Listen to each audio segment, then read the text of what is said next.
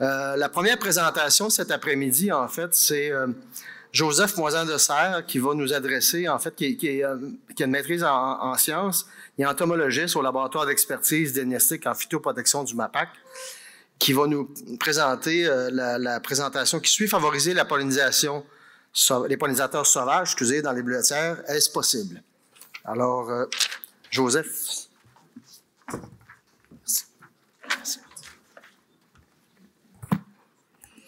Bonjour tout le monde. Alors, aujourd'hui, ça me fait bien plaisir de vous parler d'un sujet qui me passionne tout particulièrement, qui est celui des insectes pollinisateurs. Et souvent, quand je parle des pollinisateurs et de leur importance, je commence avec Pardon.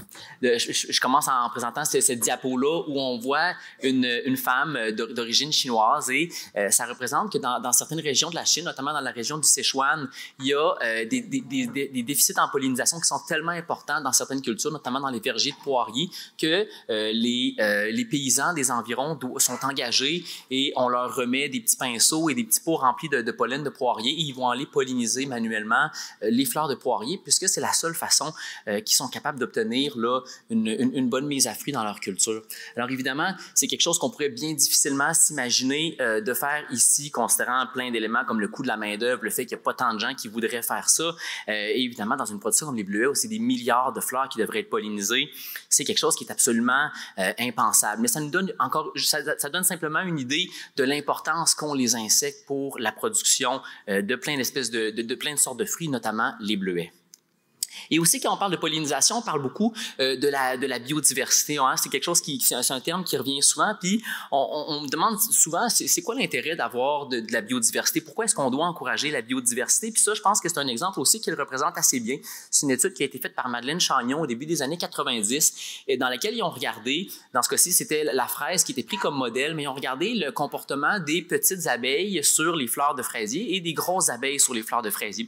Et ce qu'ils ont constaté, c'est que les petites abeilles, elles, quand elles venaient se poser sur la fleur, elles parcouraient le pourtour de la corolle, donc le pourtour des endroits où il y avait les portions reproductives de la fleur, et ensuite de ça, lorsqu'elles avaient récolté le pollen et le nectar qui était présent dans ces portions-là, elles quittaient. Tandis que les plus grosses abeilles, elles, quand elles arrivaient sur les fleurs, elles venaient se poser dans le milieu parce que c'était plus facile d'accès, et elles faisaient des va-et-vient sur cette portion-là de la fleur. Évidemment, lorsque c'était juste soit une grosse abeille ou soit une petite abeille qui allait polliniser la fleur, qui allait visiter la fleur de fraisier, eh bien, la pollinisation pouvait facilement être une pollinisation qui était incomplète. Ça faisait des fruits qui étaient moins parfaits qu'ils auraient pu l'être. Par contre, lorsqu'on superpose ces deux schémas de déplacement-là, on constate que lorsque à la fois une petite abeille et une grosse abeille allaient se poser sur la fleur et butiner une même fleur, bien là, ça faisait une pollinisation qui était plus complète avec tous les bénéfices qu'on connaît, une plus grosse taille de fruits, un plus grand nombre de graines, puis plein d'autres propriétés qui sont associées à une meilleure pollinisation. Et donc, la biodiversité, on ne dit pas que c'est important juste pour le fun de dire que c'est important. C'est vrai que c'est important. C'est important, comme je disais, à cause du comportement des différents insectes pollinisateurs sur les fleurs, mais aussi parce que si on a une diversité qui est plus grande dans notre production, eh bien, ça fait qu'on ne se repose pas exclusivement sur une ou sur un nombre limité d'espèces pour notre pollinisation, ce qui peut causer des problèmes lorsque l'espèce, admettons l'abeille domestique, une espèce de bourdon ou n'importe quelle autre espèce d'abeille, aurait une diminution momentanée de ces populations pour des raisons diverses, bien là, il y aurait une pollinisation qui serait beaucoup moins complète. Alors, de se reposer sur un grand nombre d'espèces, ça apporte aussi une assurance. Et votre assurance dans les bleuetières, elle est là et bien représentée. Ça, c'est des photos que j'ai prises dans le cadre de mon projet de maîtrise qui traitait des insectes pollinisateurs dans les bleuetières de la région. Puis ça, c'est des photos que j'ai prises en une seule journée. Évidemment, j'ai toutes jeté celles qui n'étaient pas bonnes, mais ça donne un petit échantillonnage du nombre d'espèces qui pollinisent les bleuetiers. Les bleuetiers, c'est des plantes qui ont quand même des bonnes ressources en pollen, des bonnes ressources en nectar, et donc il y a beaucoup d'espèces d'insectes pollinisateurs qui sont intéressés à aller les butiner. Puis en plus, vous avez une chance particulière qui est le fait que cette espèce-là, que cette plante-là est une plante qui est indigène, et donc il y a plein d'insectes qui ont évolué de façon similaire ou en étant près des fleurs de bleuet. Donc il y a plusieurs espèces qui ont développé un intérêt pour cette culture-là. Puis maintenant, ça m'amène à vous poser la question, hein, est-ce qu'on parle souvent de l'intérêt des pollinisateurs, mais c'est qui les insectes pollinisateurs? C'est quoi les insectes pollinisateurs? Ici, il y en a quelques exemples. Évidemment, je ne vais pas nommer tous les insectes pollinisateurs. Il y en aurait beaucoup trop. Il y a certainement des centaines d'espèces d'insectes, que ce soit des papillons, des mouches, des abeilles, des guêpes qui vont visiter les fleurs qui sont dans vos bruyères. Je vais vous parler principalement du groupe qui est le plus important, qui est celui des abeilles.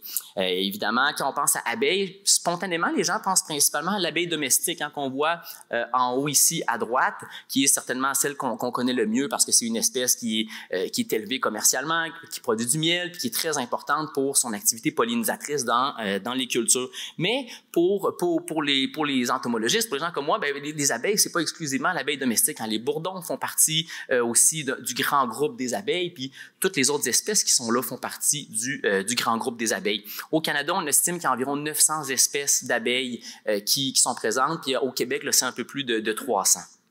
Et généralement, on va diviser les grands groupes d'abeilles, où notre intérêt pour les pollinisateurs va être divisé en deux catégories qui vont être basées entre autres sur la nidification de ces espèces-là, parce que le fait de connaître comment nichent les insectes pollinisateurs qui sont présents dans nos cultures, ça va nous permettre de savoir comment est-ce qu'on peut faire pour les préserver, comment est-ce qu'on peut faire pour les protéger, ou même comment est-ce qu'on peut faire pour augmenter leur population. Et donc, c'est important d'être capable de reconnaître les espèces d'insectes qui sont présents dans nos bleuetières ou dans nos diverses cultures fruitières, justement pour savoir quelles sont les mesures à mettre en place pour pouvoir encourager leur présence. La première catégorie d'espèces, de types, de patrons de nidification, on va les appeler les nicheurs de sol.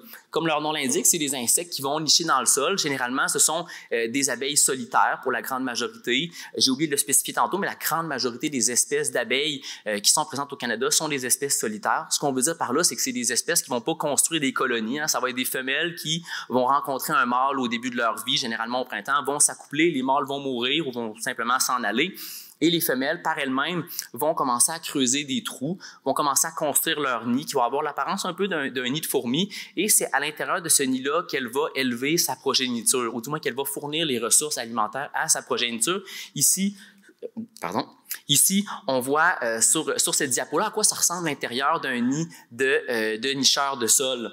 Alors, on voit là à quoi ça ressemble. C'est une espèce de cheminée centrale qui est ici et au bout, il va y avoir une espèce de petite montagne qui, encore une fois, s'apparente à celui d'un nid de fourmis. Et de la cheminée centrale, il va y avoir des petites salles secondaires qui vont partir là, vers les côtés. Et c'est à l'intérieur de ces petites salles-là qu'on appelle des loges que la femelle va aller déposer les ressources de pollen, qu'elle va généralement coller les grains de pollen entre eux avec du nectar. Et c'est sur ces boules de pollen-là qu'elle va pondre ses œufs.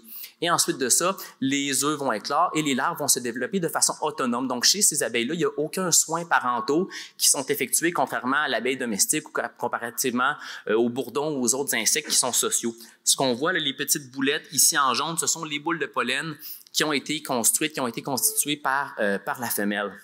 Et ce qu'on voit, le petit grain de riz dessus, c'est soit un œuf ou soit une larve qui est en développement. Et j'ai oublié de le spécifier, mais c'est 70% des espèces d'abeilles qui sont connues qui sont des nicheurs de sol. Alors, la grande majorité des espèces de pollinisateurs sont des nicheurs de sol. Alors, dans pratiquement tous les écosystèmes agricoles, les pollinisateurs qui ont le plus gros impact sur la pollinisation sont des nicheurs de sol. Et c'est donc ceux-là qu'on doit cibler lorsqu'on veut essayer de protéger les pollinisateurs pour encourager la pollinisation. Je vais vous en présenter quelques-uns qui sont probablement juste pour que vous voyez à quel point ils sont jolis puis sympathiques, puis aussi pour qu'éventuellement vous puissiez les reconnaître si vous en voyez dans vos champs, dans vos bleuetières. Alors, les andrénas, qu'on appelle aussi communément les andrènes, qui sont ces abeilles vraiment très, très jolies, très poilues. C'est des abeilles qui sont vraiment particulièrement efficaces dans leur pollinisation, entre autres à cause qu'ils ont beaucoup de structures de transport du pollen qu'on appelle des scopas. Donc, il y en a sur les pattes, sur les tibias, sur les fémurs, il y en a même sur leur thorax. Ce qu'on voit ici, là, donc même tout leur thorax, qui est souvent les portions qui rentrent le plus en contact avec les portions reproductives des plantes, ont des structures pour transporter le pollen. Évidemment, plus un insecte va avoir des grosses structures pour transporter le pollen, plus il va pouvoir visiter un grand nombre de fleurs avant de retourner à son nid pour déposer les ressources, et donc plus il y a de chances de faire des pollinisations efficaces. Et tant qu'à parler des andrénas, ça m'amène à vous parler d'une espèce qui avait attiré notre attention de façon toute particulière lorsque j'ai fait mon projet de maîtrise. Et c'est une espèce qui s'appelle Andrena bradleyi. Et cette espèce-là, c'est une espèce qui est vraiment spécialisée dans la pollinisation du bleuet nain. sur les dizaines, peut-être même centaines d'espèces d'Andrena bralii qu'on a trouvées, c'était 99% du pollen qu'on avait récolté sur leur corps qui était du pollen de bleuet. Tout le reste, c'était du pollen de choses qui étaient pollinisées par le vent, comme des pins, des choses comme ça, qui étaient probablement tombées sur le corps de l'insecte de façon accidentelle. Alors, cette espèce-là a vraiment coévolué avec le bleuet pour polliniser exclusivement cette espèce-là. Et même ce qu'on remarque, c'est pour ça que j'ai mis la photo de la tête de l'insecte, la tête de cette abeille-là est allongée, beaucoup plus allongée que chez les autres espèces du genre Andrena qu'on va retrouver ici. Et ça, on suppose que c'est probablement pour lui permettre de polliniser plus facilement les fleurs de bleuet, ou du moins d'aller prélever les ressources qui sont présentes dans les fleurs de bleuet, qui sont des fleurs qui sont généralement à corolle un peu profonde et qui sont pas si facilement accessibles pour plusieurs espèces d'autres abeilles. Un autre groupe qu'on appelle les alictus ou les aliques, qui sont des abeilles là, de taille moyenne, qui ont des petites lignes noires comme ça sur le dos. Et là, je vous présente des insectes que c'est presque sûr que si vous passez une quinzaine de minutes à l'intérieur d'une bleuetière dans une journée où il fait beau au moment de la floraison, vous allez les voir, et ça de façon très abondante. Souvent, ils sont moins grosses que les abeilles domestiques, ils sont moins grosses que les bourdons, mais ils sont pas absentes, ils sont pas difficiles à trouver pour autant. Alors, je vous invite à aller faire ça au moment de la floraison. C'est un spectacle qui est super intéressant. Puis sinon, le dernier groupe de nicheurs de sol que je vous présente, c'est le groupe des Lasioglossum, qui sont des toutes petites abeilles, mais qui sont dans pratiquement tous les agroécosystèmes, les abeilles qui sont les plus abondantes et les plus diversifiées. La grande majorité des espèces d'abeilles qu'on va retrouver, c'est ça, dans presque toutes les cultures, vont être des Lasioglossum qui sont à la fois très, très diversifiées et très abondantes. Maintenant, je vous parle de deuxième groupe de nicheurs qu'on appelle les nicheurs de cavité. Les nicheurs de cavité, c'est des insectes qui vont utiliser des cavités qui sont déjà préexistantes dans l'environnement, principalement des petits trous qui ont été creusés dans des arbres par d'autres insectes comme des coléoptères. Donc, c'est des insectes qui vont pas nécessairement creuser des terriers ou des trous, ils vont déjà utiliser des trous qui ont été faits par d'autres insectes ou par des éléments naturels présents dans l'environnement. Ici, ce qu'on voit, c'est l'intérieur de divers nids de nicheurs de cavités. Alors, je vous en présente quelques-uns. Ce qui va se passer généralement, c'est que la femelle va aller déposer du pollen qui est ici, puis ensuite de ça, elle va déposer son œuf, un peu de la même façon qu'elle le fait, que les nicheurs de sol le faisaient. Par contre, ce que ces insectes-là vont faire, c'est que vu qu'ils ont accès à une seule cavité, c'est difficile pour elles de séparer leurs larves, et il peut y avoir du cannibalisme, de la compétition entre les larves. Alors, ce qu'elles vont faire, c'est qu'elles vont mettre différents matériaux pour séparer leurs progénitures les uns des autres pour éviter qu'il y ait de la chicane. Alors, il y en a qui vont utiliser de la boue, comme on le voit sur celles qui sont ici. Il y en a qui vont utiliser de l'espèce de coton, de la mousse qui est récoltée sur certaines espèces de plantes. Il y en a qui vont utiliser des sécrétions salivaires, donc les femelles vont cracher. Et lorsque ces sécrétions salivaires-là vont sécher, vont rentrer en contact avec l'oxygène, ça va faire une espèce de cellophane. Il y en a d'autres qui vont utiliser de la pulpe de bois qu'elles vont construire, puis il y en a d'autres qui vont utiliser des morceaux de feuilles. Je vous en présente juste deux rapidement que vous connaissez possiblement. La première, c'est le genre mégachile, qu'on appelle aussi communément des mégachilles ou les abeilles coupe-feuilles. Ces abeilles-là, je pense, sont assez bien connues dans la région parce qu'elles ont été quand même beaucoup utilisées. Elles le sont encore dans certains cas là, pour la pollinisation du bleuet nain. Mais les mégachilles, quand on pense à la mégachile ici, à mon impression est qu'on pense surtout à la mégachile coupe-feuille, qui est l'espèce qui a été introduite, mais il faut savoir que des espèces de mégachilles dans vos bleuetières, il y en a qui sont indigènes aussi. Et on reconnaît ces abeilles-là assez facilement parce qu'elles, contrairement à la majorité des autres espèces d'abeilles qu'on a vues préalablement, ils ne vont pas transporter le pollen sur leurs pattes arrière, mais bien en dessous de leur abdomen. Alors, on voit ici l'abdomen de l'abeille qui est couvert là, de ressources de pollen. Et les abeilles, les mégachilles, dans la majorité des cas, vont découper des rondelles de feuilles pour aller séparer leur progéniture dans leur nid. Et l'autre, qui est aussi un groupe dont vous avez possiblement déjà entendu parler, c'est le groupe des osmias, qu'on appelle les osmies, ou des abeilles maçonnes. Elles, ce qu'elles vont faire généralement pour séparer leur progéniture au sein de la cavité qu'elles vont occuper, c'est qu'elles vont prendre de la boue, de l'argile mouillée, elles vont récolter des petites boulettes de ça, et après ça, elles vont aller tapisser les murs de leur nid, là, encore une fois, pour séparer leur progéniture. Maintenant, je glisse juste un petit mot sur ce qu'on pourrait appeler des non-nicheurs. Donc ça, c'est des insectes qui ne font pas de nid, qui vont pas offrir de soins parentaux particuliers. Ce qu'on voit ici sur la photo à droite, c'est une espèce de papillon qu'on appelle un sphinx colibri, qui est encore une fois une espèce qu'on voit quand même assez fréquemment dans les bleuetières. Généralement, c'est des insectes qui vont avoir un impact sur la pollinisation qui va être un peu moindre, puisque c'est des insectes qui vont pas faire une collecte active du pollen pour nourrir leur progéniture. Ils vont utiliser les fleurs et les ressources qu'elles offrent exclusivement pour les besoins des adultes, pour leurs besoins énergétiques. Et donc, le fait de ne pas récolter le pollen fait que généralement, il va y avoir un transfert de pollen sur les fleurs qu'elles vont visiter par après qui va être aussi moindre. Mais je trouve ça pertinent de parler un peu de ces abeilles-là. Ici, ce qu'on voit, c'est ce qu'on appelle un cirfe, donc le genre, une mouche du genre Cirphus. Ces abeilles-là, il y en a peut-être d'entre vous en voyant l'image qui pensaient que c'était une guêpe. Eh bien non, c'est vraiment une mouche qui est absolument inoffensive, mais qui justement a développé des façons de se défendre. Et sa façon, elle, c'est de se camoufler, d'essayer de ressembler à un insecte piqueur. C'est aussi des insectes qu'on trouve vraiment très fréquemment dans les bleuetières. Et ici, ça, c'est un autre cirfe qui appartient au genre Toxomerus. Encore une fois, si vous prenez 15 minutes au courant de votre été pour regarder n'importe quelle talle de fleurs sauvages, il y a des bonnes chances que vous croisiez cette petite mouche-là, qui est vraiment pas très grosse, mais qui est excessivement abondante. Et une des raisons pourquoi j'aime bien parler des cirfes, de ces petites mouches-là, c'est que pour la majorité des espèces, les stades larvaires consomment des pucerons, donc des insectes qui sont ravageurs. Alors, ce sont des insectes qui ont un double impact positif sur l'agriculture. Je sais que dans les bleuetières, les pucerons, à ma connaissance, c'est pas quelque chose de particulièrement problématique, mais je pense quand même que c'est important de noter que les insectes, dépendamment du stade de développement où ils sont rendus, ils peuvent avoir des rôles qui sont diversifiés et dans certains cas, ils peuvent avoir à la fois un rôle bénéfique au stade larvaire et au stade adulte. Ce qu'on voit ici sur la photo, c'est la larve de puceron, donc l'espèce de gros ver qui est là, la larve de cirfe, qui est ici l'espèce de ver. Et ce qu'on voit aux alentours, ce sont des pucerons qui sont en train de se faire prédater par la larve en question. Alors, c'est ça. Je voulais juste vous les présenter rapidement. Peut-être de dire aussi, s'il y en a qui sont intéressés, j'ai un petit kiosque là-bas avec des petites boîtes. Si ça vous tente de venir parler de pollinisateurs à la fin de la présentation, ça me fera très plaisir. À la pause.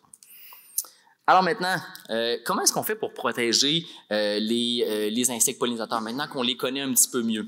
Bien, c'est bien simple. Hein, les insectes pollinisateurs, ils ont les mêmes besoins que nous, ils ont les mêmes besoins que tous les animaux. Ils ont besoin d'un logis, d'un endroit pour vivre, d'un endroit pour nicher, et aussi ils ont besoin de nourriture. Alors, il y a pas de secret très très important. Mais là, comment est-ce qu'on fait pour leur offrir à la fois un logis et à la fois des ressources alimentaires? Première des choses, on va parler du logis. Et ça m'amène à vous parler des nichoirs à pollinisateurs. Probablement qu'une bonne partie des gens ici ont entendu parler de l'intérêt qu'a suscité le fait de construire des nichoirs à pollinisateurs. Il y a probablement des gens ici qui en ont construit ou qui connaissent des gens qui en ont construit. Il y a probablement des gens qui en ont acheté aussi pour essayer de voir qu'est-ce que ça pourrait faire. Il y a des projets de recherche super intéressants qui ont porté là-dessus.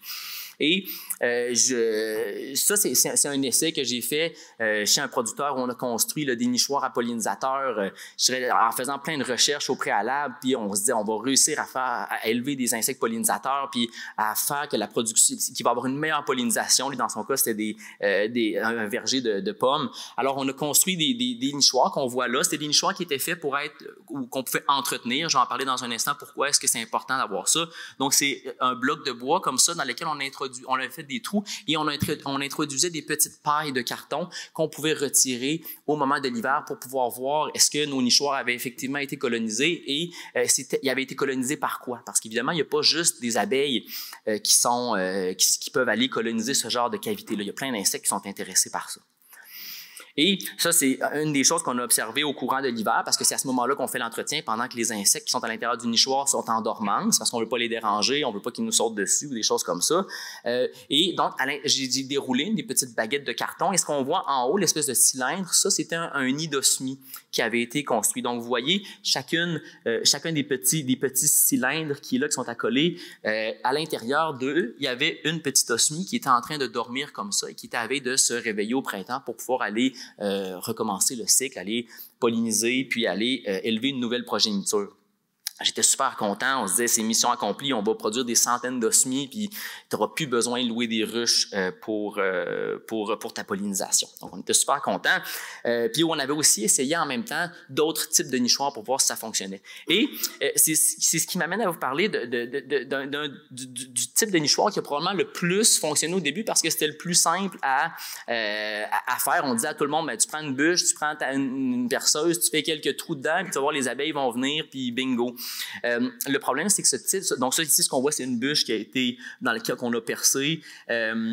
Et effectivement, il y a des abeilles puis il y a des guêpes prédatrices qui sont venues coloniser ce nichoir-là. Donc, on était aussi super contents. Le problème, c'est que ce genre de nichoir-là, on n'est pas capable de les entretenir. On n'est pas capable d'aller voir à l'intérieur ce qu'il y a. Et ce que ça fait, c'est que dans certains cas, les nichoirs à pollinisateurs deviennent rapidement des nichoirs à parasites. Parce que les insectes ne font pas exception à tous les autres animaux, à tous les autres êtres vivants.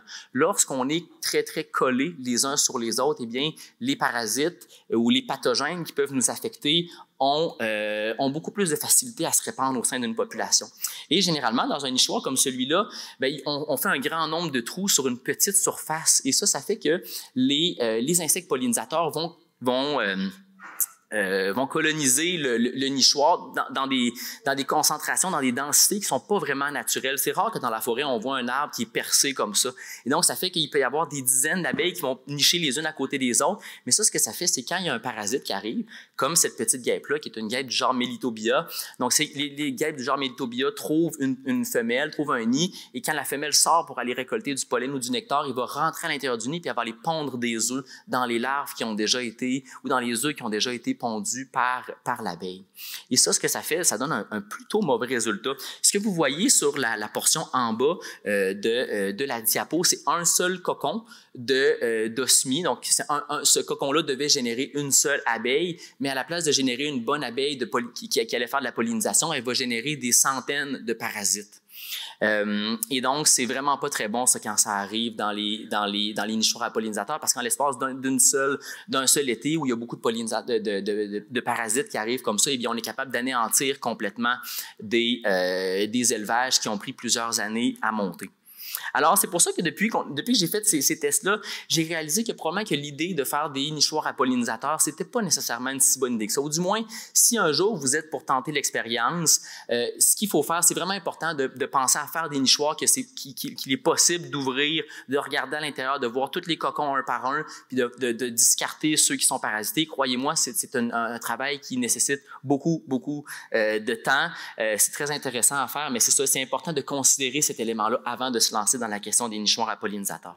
Et n'oublions pas que les nicheurs de cavité, qui sont ceux qu'on attire avec nos nichoirs à pollinisateurs, représentent juste 30% des espèces de pollinisateurs qu'on va retrouver dans nos écosystèmes, puisque 70% sont des nicheurs de sol. Et c'est pour ça que maintenant, ce qu'on suggère de faire, c'est plutôt de créer des habitats pour les insectes pollinisateurs, plutôt que de créer des nichoirs. Alors, ce qui se fait de plus en plus dans certaines cultures, dans certains endroits où les gens veulent encourager les insectes pollinisateurs, c'est qu'ils vont simplement mettre des amoncellements de sable, qui est le substrat qui est préféré par les insectes pollinisateurs nicheurs de sol, et eux-mêmes vont aller décider où est-ce qu'ils vont faire leur trou, et généralement, elles vont s'imposer, les femelles entre elles vont s'imposer une densité qui est beaucoup plus naturelle et qui va faire que les insectes parasites vont avoir plus de difficultés à proliférer de façon très importante.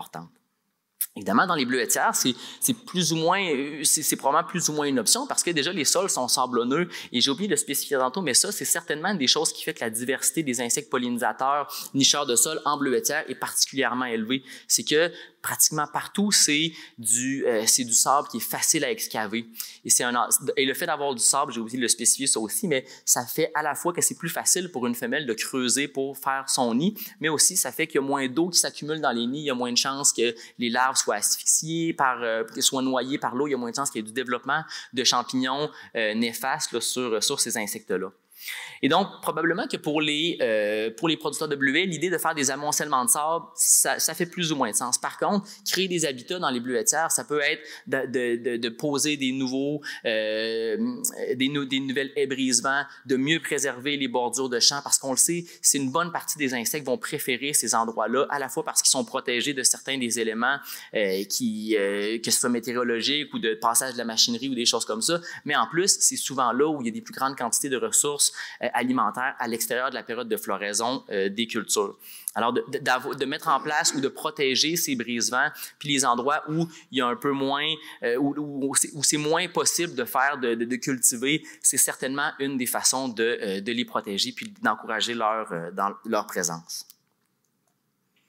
Maintenant, donc on a parlé un peu du logis. Maintenant, pour ce qui est de l'alimentation des insectes pollinisateurs, évidemment, on est pris avec un enjeu dans nos systèmes agricoles. Hein. On est des amateurs pour des raisons évidentes de la monoculture. C'est plus facile, on peut se spécialiser. La machinerie passe mieux. Il y a plein de bonnes raisons de faire de la monoculture. Par contre, quand on regarde un paysage comme celui-là, qui est un paysage qui est assez typique de nos milieux agricoles, on comprend assez rapidement que pour les insectes qui ont besoin de ressources alimentaires, qui ont besoin d'une diversité de ressources alimentaires. Ils ne sont pas différents de nous et de la majorité des autres animaux pour cette raison-là. Ils ont besoin aussi d'avoir des aliments, du pollen, du nectar qui proviennent de plusieurs espèces de plantes pour la majorité d'entre eux. Alors, qu'est-ce qu'on fait pour pallier au fait que la majorité de nos systèmes agricoles sont peu adaptés à la présence des insectes pollinisateurs?